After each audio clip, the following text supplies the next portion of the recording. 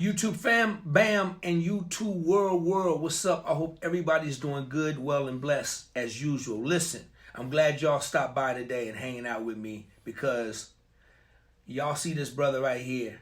Right here. I know y'all see him. Listen, I can honestly say that today I'm actually hanging out with a real, true, iconic, living legend that has made a staple in this music business. And I'm so proud to call. He's way too young for me to call him Uncle Lenny. So I'm gonna call him my big brother. you know. And so I want to introduce everybody. Mr. Lenny Williams, y'all. What's up, Lenny? On, D, you're looking good, man. You ready to go some with the Sacramento Kings or something like that? Might want to do something every now and then. Yeah.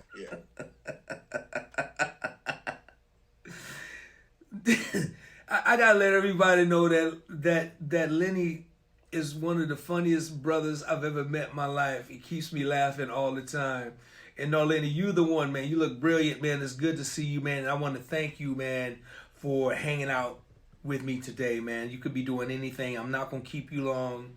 I want to kind of touch on a few things, man, maybe that the world don't know about Mr. Lenny Williams, man. The Mr. Lenny Williams. Lenny, man, let's start with Tower Power. Okay, let's get into it. You spent a lot of years with Tower Power, man, and you recorded a lot of big records with Tower Power. Can you share some of the songs that you recorded with Tower Power? We did So Very Hard to Go, which was our #1 single. And then I think our second biggest selling single was Don't Change Horses in the Middle of the Stream, which I had the pleasure of writing with Johnny Guitar Watson. And then I think our third selling single was This Time It's Real, which I sang. And then I think #4 would probably be What Is Hip, the iconic song. Right, yes, all the bass players and the drummers love that, yes. And so, those are some of the songs. And then, of course, we did Squib Cakes, which the band did was instrumental. I didn't actually play on it, but I started feeling bad because the band would come out, and the Tower Power and the band would come out, and they'd play that first, and I'd be backstage. And so then I used to play trumpet when I was a kid. So I bought me a trumpet. Well, I bought a trumpet from Mick Gillette, and then I started practicing, and I started playing that with them on the stage too. And so we had a lot of fun doing those songs, and so many more songs. But those were the top sellers that we had doing in '73, '74, and the early part of '75.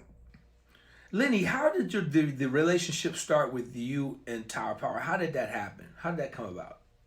Well, I did a record. I was on Fantasy Records, and I did a record for them, I think, in 1968. And I just got out of the church, right? So everybody's like, when are you going to do a show? I said, I don't know. I don't know how to put that together. And so this young lady that stayed in the same apartment building as me, she told me that the mailman managed bands. And so I met him. His name was Lavelle Willis, a young brother. And he said, man, I got a little band out in Fremont. It'd be good for you. So he took me out there, and it was they were called the Motown Soul Band. And so half of them was in high school, and the other half was out of school, just recently out of school. And so I met them, and we started hanging out. They hadn't even made a record then. And so then it's like, I was 21, so I was like, man, I got to play in some clubs. I can't get these kids in the club, so I split. And then I started hanging out with Larry Graham, and we were working on the Graham Central Station album. And then Larry wanted to put some horns on the stuff, and he invited this band called Tower Power to come over. And then I was like, oh, these are little dudes from the Motown Soul Band. We acquainted, and then I started writing for them, and then eventually became the lead singer. Wow. In 68? Yeah, well, I didn't... well, that's when I first met them in 68. Yeah, right. But 68. Yeah, right. Yeah. So yeah, but then I think it was like 1972 was when I got reacquainted with them. Got you. Wow, interesting, man. Wow. And then Lenny, let's move forward. You had numerous records. 'Cause I Love You, man. Right. Did you leave the band during that time, or were you still with the band when you did that record? I was with the band when I wrote it. Okay. But I kept I was like, no, I'm gonna hold on to this one. Yeah, right. Yeah, yeah. Lenny, we gonna come back. We gonna come back to "Cause I Love You." But then you did a major record, a smash record with Kenny G. Right, I did. I was just riding down the freeway one day, and this was before cell phones. My beeper went off, and I found a phone booth, and I called. And they said, Northern Michael Walton is doing Aretha Franklin, and Clive Davis threw this saxophone player on him, and because he used to be in Tower Power, maybe there might be a connection there. Can you come on over and record Preston Glass and Norda, and I think I can't think of his name, wrote the song. And so went in there and bam, did that. And next thing you know, everybody know what happened, right? Yeah, just started selling records like records was the new thing, in the world, right? Yeah, just 16 million sellers. Yeah. Lenny, tell everybody the name of the title of that record. That was called "Don't Make Me Wait for Love." Yeah. Lenny, man, that was one of my favorite records, man, and it was the chemistry between at that time between you and Kenny G was just incredible, man. It's just absolutely incredible. I want to get into something else, Lenny. I want to talk about two different scenarios, okay? And what I want to do is I want to play a cut, and that's gonna be first scenario. I'm gonna play a cut, and then we're gonna come back and talk about it, okay? All right, let's hang out for a minute. Let's check this out.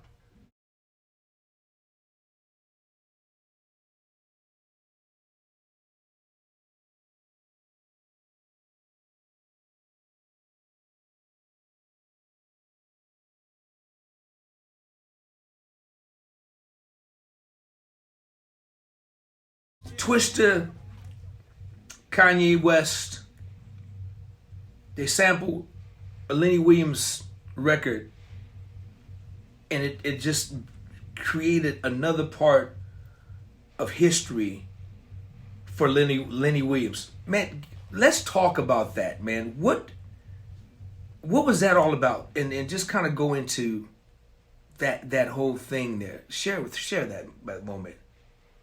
Yeah, so I own my publishing, but I don't really handle the business of it every day.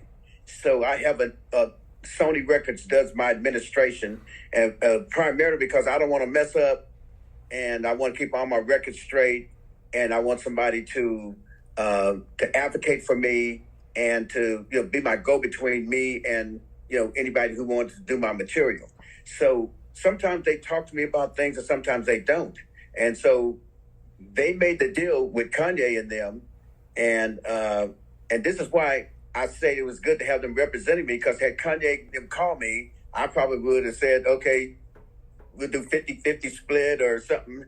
But they negotiated a 77 split for me. So I got 77% of the publishing and the writing on that record, and Kanye and Twista, and I think the girl that played the violin, they split the other, and so the other 23%. And so that was a good deal for me. And so then when I first heard the record, I don't say I was peeved, but a little bit, because they had me sound like a chipmunk in the back. And I was like, dang, it's like, I'm a singer. I want to show my voice, and just highlight my voice. And then I got the first check, and it was like, okay, I'm cool. You know what I mean? Right there. It's like I was like, ooh, ee, ooh, ting, tang, walla, walla, bing, bang. I said, I'll be a chipmunk for that kind of money, right? And so it changed my life. I mean, it was the first time that I really realized the power of owning your publishing. I mean, it was like the checks were just outlandish. They were just tremendous. Yeah. So Lenny, because you took care of your business, and your business was just right, and you got a very good deal. So it was a real lucrative situation, and I've heard you talk about it, man. You put a couple of kids through college. You bought a couple of houses. You extended the ranch. You put more horses on your ranch, and you did all this stuff, man. And it just goes to show, man. Tithes too, yeah. Say it again. I paid my tithes. You paid. Amen. Yeah, know about that, right? Yeah. Man. That preacher was glad to see me that day too. Yeah. Brother Williams, come on down to the front. Let him sit right up here. Come on, matter of fact, sit next to me in the pulpit, Brother Williams. Right.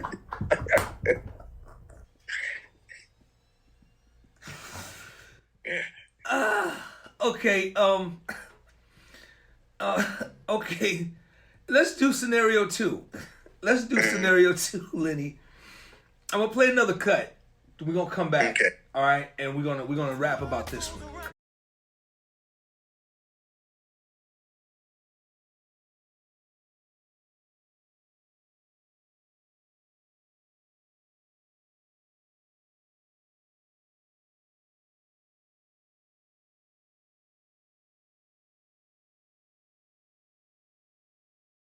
So Lenny, wow. I remember when I first heard that, all I could do is just think about you and just think about, man, I'm so blessed to know this man who so many people all over the world pay homage to and admire, but there are two different scenarios, Lenny. One was from a legal standpoint, and this one was from being influenced. I think we all are influenced by something. I mean, I think every creator get inspiration, from somewhere, and we all know when we listen to that who influenced that brother to run one of your trademark lines up and down throughout that record. Just was incredible. Lenny, how did it make you feel, man, when you first heard that? I mean, did he reach out to you? Did he call you? It's not like he needed permission to do that. I guess I'm not sure, but did you hear from him? How did that make you feel? Where were you when you first heard that? Well, I was on the road somewhere. We was in a car traveling from one city to another, and I heard it. I was like, oh, wow. And then I was trying to figure out who it was. And then I realized it was R. Kelly. So I'd already had the experience with Kanye and Twista. So I'm like, oh, shoot, this finna happen again, right? And then checked in with my people. And so there was some difficulty going on, about the status, whether, it was, a copyrightable, situation, or whether it was just a person doing something that the really is not, you can't really copyright that. You know what I mean? And so it was just an interesting situation. So I never heard from R. Kelly about it. And then I went to a BMI convention, award show, and George Daniels was there, he was, he's a big time record guy that has record stores in Chicago, and he was kind of like an uncle to R. Kelly. And so I told George I wanted to meet him, so he introduced me to him, and we had a conversation, and that's about it. Yeah, we had a nice conversation, took pictures together, and that was about it. Yeah, it was kind of non-eventful, but I do. People ask me about how I feel about it. It's like, well, arguably, R. Kelly was the top R&B performer for a decade and a half, and so it definitely is flattering, I mean, just to even know that I'm on his mind, it's like Jay-Z sampled me one time, another song of mine, and I was just trying to see the scenario that, he's at the house with Beyonce. She said, hey, Jay, where you going? She see him get dressed. Oh, I'm going to the studio with Jeezy and Andre 3000. We're going to do a Lenny Williams song. Oh, you're doing a Lenny Williams song? Just to think, that I'm in the conversation with these people that are, that are just flourishing. They're at the top, echelon of the music business. So definitely was a flattering thing. And so sometimes your reward is not always monetary.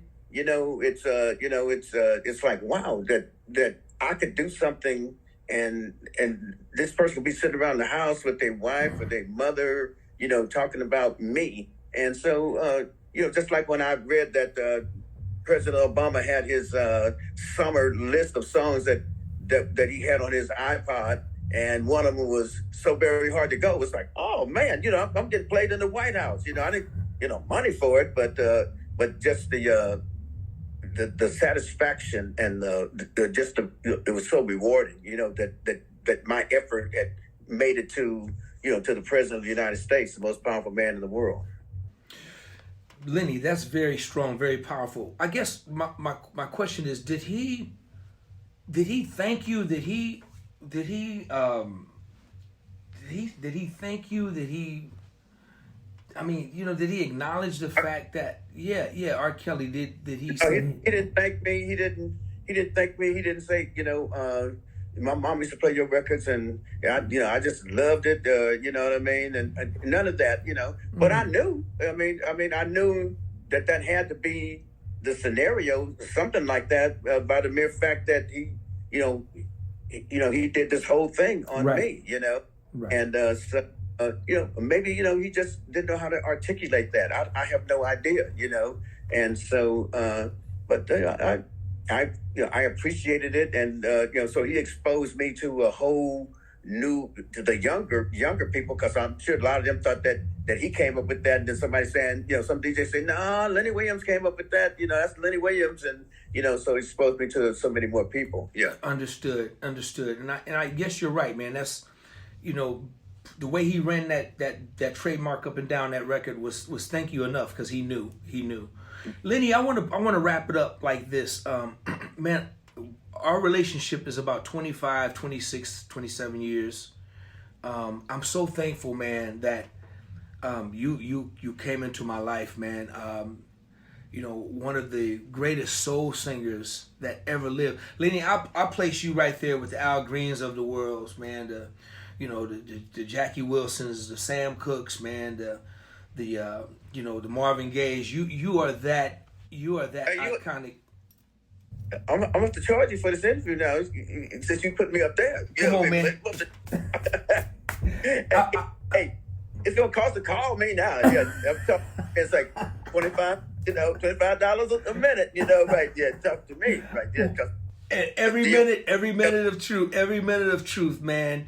And ever since I've known you, Lenny, when I first met you and we started working together, man, you acknowledged a whole nother, like you gave me a whole nother boost of faith, man, and belief, and just because you still dream, man. You dream big. Lenny, how old are you? I'm 78. 78 years old, Lenny. Ever since I've met you, man, you're one of the biggest. You don't dream about it, but you be about your dream. You chase it, you run after it, and you do. Lenny, I don't know too many people who work as hard as you do. You get up every morning, you work out, you train. You're in great shape, man. You perform like crazy, and you're always constantly in the studio. And what you guys gotta know that Lenny has a great deal of work. He's been cutting records over the past 20 years. So y'all go out and check out Lenny Williams' body of work. He's got fresh work out there, and it's all incredible. And I'm so thankful that I was able to help Lenny and work with him and build some of that body of work together. But Lenny, talk about the dream, and what motivates you? How come at 78, Lenny, you're a very wealthy man. You could just relax and chill out every day, man, and don't have to do anything. Why do you work as hard as you do and still go after it, man? Explain that to me. Well, it took me a while to make it happen. I started making records at 18, and it took me a while before I hit. I think I didn't hit till 26. And so I know about the struggle, the ups and downs, the getting turned away, and, and things like that. And so then I hit, and then I went through a period, did the Tower Power period. And then after that, I had gold records on my own. And then the music business kind of slowed down for me. And so and then all of a sudden it came back, with Steve Harvey talking about the kings of comedy, and came back with Kanye West and them sampling me. And I heard somebody say a long time ago, I don't even know if it's true or not, but they said that a lot of, during the Holocaust, that a lot of when people came, when the Jews came over here, the way a lot of them got started in business was that a lot of the women would sew their wedding rings into the hems of their dresses. And so when they got here, they take it out and they would, go, sell it or whatever and use that money to start a business. And they say that even now in the United States, you may have some women that are Jewish women that are very wealthy, come from wealthy families. And because of the past, of what had happened to them, some of them may be millionaires or billionaires, and they still will carry a ring or something in the hem of their dress because they don't know if something else could happen again like that. And so me going through a dry period in the music business has always made me, and then and since it's come back, I'm fruitful now, is that I always, sometimes my wife will say, why do you take so many gigs? And it's like, I don't know. And I said, I guess because I've just remembered when the phone wasn't ringing, and I remember when I wasn't gigging. And so it's hard for me to say no. I just can't say no, And so I think that that's part of the reason. And then part of the reason is that, I love the camaraderie. I mean, I love, coming to hang out in the studio with you and Brian and being around younger people because it makes me younger. I look at Dick Van Dyke, 92 years old, and he can still dance and have fun. And they said, well, how did you get like that? And he said, I hang out with kids. I hang out with younger people, kids to him are 50 and 60, Same thing with me. I mean, people who are 58 and 59, I got sons 58 and 59, so they, they smarter than me, and they're like you, people like you are write better than me and produce and do things that I can't do. But I love hanging out because it keeps me young and keeps me vibrant. And then, I'm competitive. So when I see my friends who were in my era out there doing it, I see a Howard Hewitt or a Charlie Wilson or somebody, I know these people when they didn't have records. So they were just starting out, and I see them out there doing it. Then it just makes me want to get out there too. And so I think, those are the primary reasons that I just keep on doing it. Besides, God gave me the gift. If I don't use it, I'm gonna lose it. So, and I definitely want to lose it because if I'm not singing out on the stage somewhere, I'm gonna be at somebody's church on Sunday morning, singing being one of the deacons or singing in the choir or something. You know what I mean? Because I've just been blessed with the talent. Lenny, and your voice, man, is still incredible to this day, man. Listen, brother, I really appreciate you hanging out with me, man. Dude, you've been such a big inspiration in my life, man. And I'm sure people are going to watch this and be even more inspired. And I'm hoping that the new millennials, man, will check it out and really go do the research on who they're watching on this YouTube interview right now, Mr. Lenny Williams, who's just an iconic genius. And no, Lenny, not too many people can write records like you. And I thank you, man. And I thank you for giving me an opportunity, man, I'm blessed, man. I'm blessed. See, the world, I don't have to, I got the real, I got it right here in my computer. I ain't got to sample it. I got the real, I got plenty of them. And we're going to give a shout out to your high school music teacher who called me up one day and said, Lenny, there's this young guy, you got to meet him. He sent me some songs that you were doing. He said, man, Lenny, whatever you do, trust me, man, you have got to meet this young man. And he pushed me, and finally I came down to meet you. And every time I see him, I give him a big old hug, kiss on the cheek, and tell him, man, you did me a big solid by introducing me to DOA, Derek Allen. Yes, sir. Yes, so definitely to him. Yes. Well, man, yeah, Mr. Ike Pageant, who just passed away recently, Lenny, not too long ago in Atlanta. I didn't even know that I could pass. Yeah, he passed away. But listen, man, Lenny, share with everybody how they can reach you on your socials and how they can find you. Yeah, I'm at LennyWilliams.com, the real Lenny Williams, on Twitter and what's that other thing? Instagram. And if they come up with something new tomorrow, my grandson and my wife gonna have me on that, So, so we're available, and I get up in the morning, and grab the phone and start saying what people saying and responding and everything like that, and so it's all good. So man, that's a great button to put on there. Lenny, man, I love you, man. I hope to see you soon. Man, thank you, man. Thank you for this, man. It's been an awesome blessing, man, just to have you hang out with me, bro. I promise you. I appreciate all the good work you're doing, man. Since you got the #1 record out there and everything like that, awesome, man.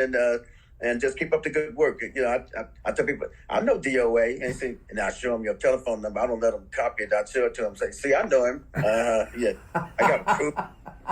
You don't know. Yes, I do. Well, I appreciate you, man. Appreciate all the good work you do. You too, Lenny. I'll see you soon, man. I love you, big brother. Appreciate you, man. All right. Bye now. All right.